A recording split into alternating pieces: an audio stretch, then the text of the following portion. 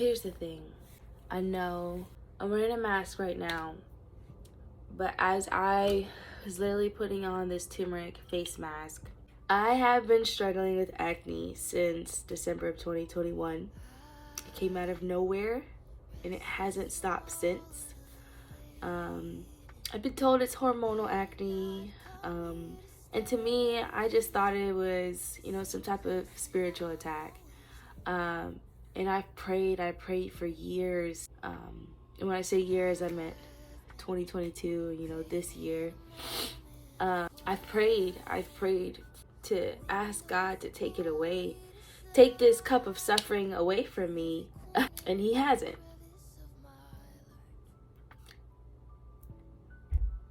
And that's the emotional part. So as I was staring at myself in the mirror,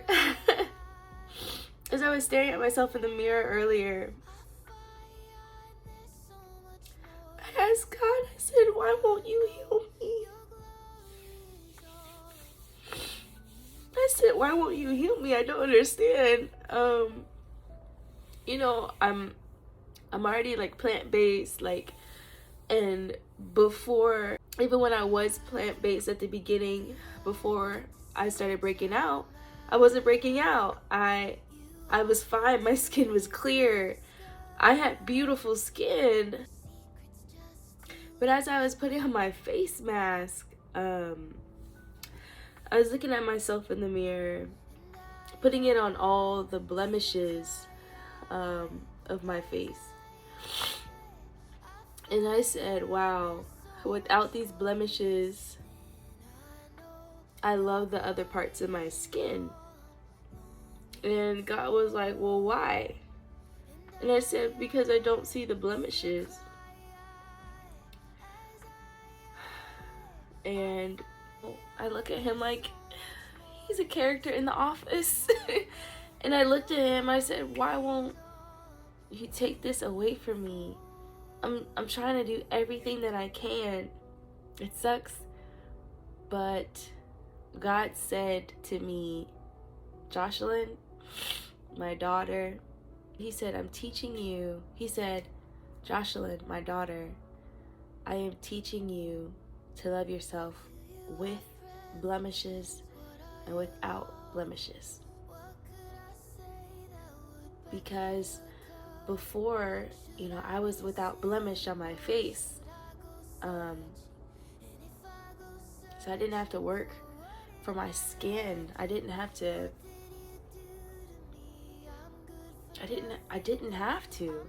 And now I try everything and anything just to take all this acne down. And I never changed my diet. Nothing. I never changed my diet at all. So then I wondered, why? What the heck? And I'm learning to love my face before and after acne.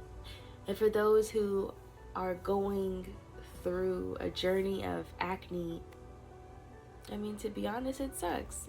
It may not suck fully to you, but for a person who has grown up without acne and all of a sudden I get it, and I've been dealing with this for a year and a half now, I'm not a fan. So as I say this, I want to encourage you who's watching that, acne doesn't define you. It doesn't.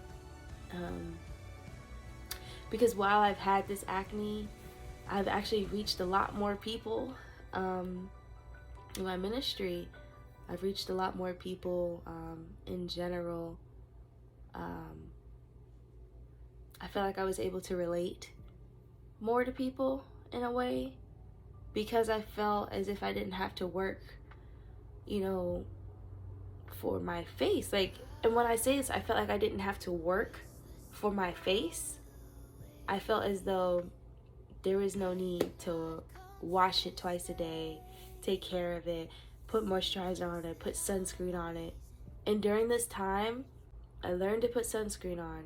I've learned that you actually need to moisturize your face, and that you can put oil on your face. It just has to be certain oils, and just learning all of these things. I mean, no, it feels to what I see now, it doesn't seem like it's working.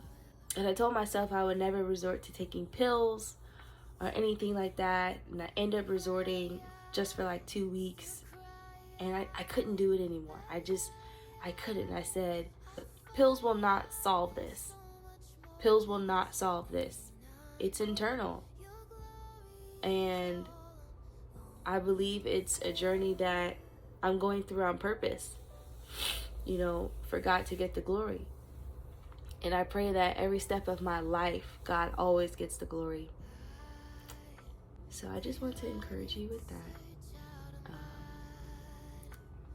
I was just crying in the mirror, putting this face mask on, and God was saying, why are you covering up your blemishes?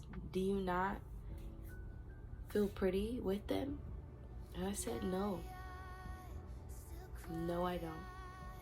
And that's when it hit me. I don't feel pretty with all these blemishes on my face. I don't even like taking pictures like that, or I started wearing makeup more. I hope that can help. Whatever you look like, you're still beautiful in God's eyes. Just like me. I'm still beautiful in His eyes. You're still beautiful in His eyes. Whether that be acne on your face, or acne on your butt, or acne on your legs, or acne on your back. Maybe it's not even acne. Maybe it's just hyperpigmentation or really bad scarring. Jesus still finds you so beautiful. Yeah. He took all of our blemishes on the cross. Our internal blemishes. And I think that's just so beautiful. In no way am I angry at God about this. It was more so of a question of, why won't you heal me? And maybe now it's not the time, and that's okay. Because I know that God's still gonna get the glory out of this, because I'm gonna put Him at the center of this. So if you can hear me, this is the second part of this video. I didn't have time to finish it at my house. I'm currently in LA, so I just wanted to finish this video. The last thing that we were talking about was God asking me why am I not okay with my blemishes and without my blemishes. So I had a really good conversation with my friend, and we did it through messages, but I have it on my iPad so I can take you through the freedom from the bondage that we both encountered. So I was telling him about this song. I was telling him about the note that he wrote on the Bible app, and I'll actually screenshot it so you can see what he wrote on it. And in the midst of that, I also sent him this song called Window for Glory to Slide In. I sent him this song called Window for Glory to Slide In by Upper Room, which was so beautiful, especially in my time of waiting. I've been listening to that song repeatedly. And then he said, "Excuse me while I pick up my jaw off the floor." And then in that same note that he wrote from Leviticus, screenshot the first couple of scriptures. And the title of this chapter is called Cleansing from Skin Diseases. And I broke down crying. And you were given specific instructions on how to get rid of your skin diseases. And with this skin disease, it was specifically for leprosy, but I believe that it can apply for any type of skin disease. And then he said, I haven't even finished the recording. I keep pausing to digest it. And then he said, I'm not gonna cry. And then he was saying, like, thank you so much for sharing this. I'm grateful that God encouraged you to send this. And I sent him another audio message, and he was saying he was reading it. He got bored reading it, and God reminded him, it's only boring to you because you're saved, but because of my sacrifice. And the instructions were specific. I'm just going to keep going through the conversation so you can understand like where the bondage and the freedom broke out. And so what he was saying was, that's the thing. Everything I stated in the first recording about what I just told you earlier, the moment you realize that there are no more sacrifices, just submission, and the sooner you stop looking for a solution and look to the solution, because you are pure, you are perfected, even if it's not at my pace, it's at God's pace. And so when I'm in his face, I completely forget all the blemishes on mine. So that made me cry. And he was saying Job didn't know either, and the Bible never shows it being explained to him. Job didn't know. Job just knew, and that was enough. And if I knew, I wouldn't need faith. If I knew, I wouldn't need him. And then I sent him this video that I'm actually just gonna play for you right now. I want to go to verse 50. It said that he killed a bird over a clay pot. And, you know, I'm over here crying. I'm not looking at myself in the mirror. When I cried, why does this look like clay? Look at that. You see the color changed?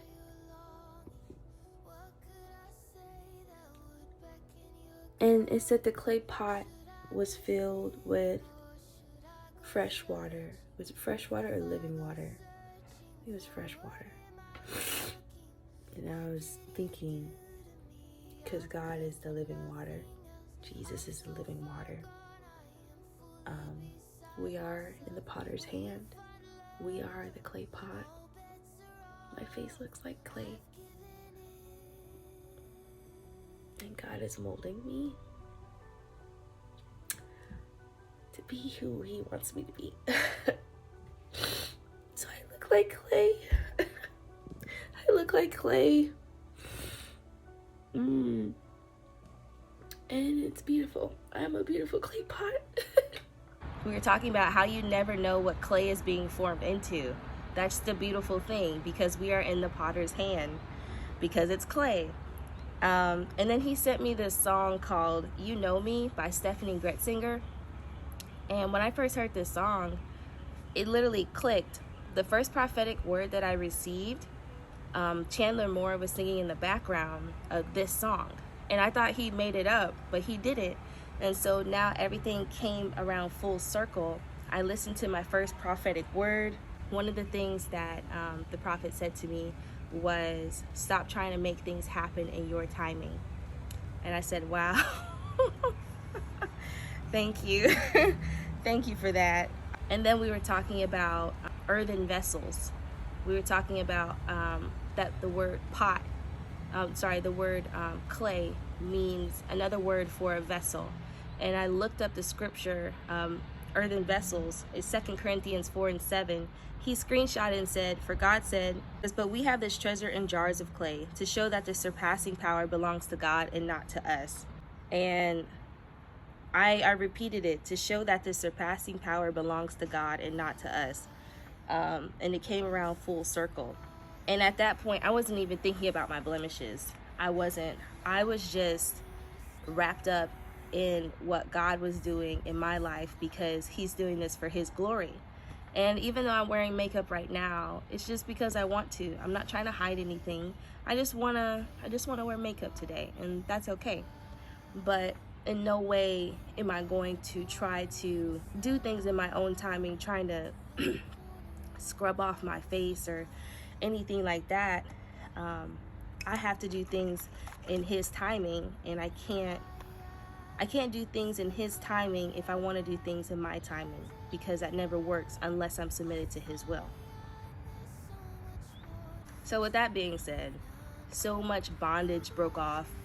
There was so much freedom that was set out in the atmosphere, and I'm truly grateful. You need friends like this. Truly, you do need friends like this. And this was a blessing for him too, confirmation for him too. And just a chapter that he thought was boring ended up being breakthrough in setting free from bondage for me. So I just publicly honor you, Amos, for your obedience for this. I'm so grateful for friends like these, ones that continuously point you back to the cross. But I'm in LA. I've been wanting to go to LA for such a long time, and I'm able to come here. Thank God. This was all God. And as I enjoy myself here, I'm still working up on some content for Heal Sis Heal. And I pray that this encouraged you. You may have acne, you may have scars, you may have things that you don't like about yourself, but God sees you blemishless. He sees you as a part of him because he died on the cross for our sins, our blemishes, our scars. That's good, right? I'm doing my edges right now. Speaking of, I'll show you my color. Show you.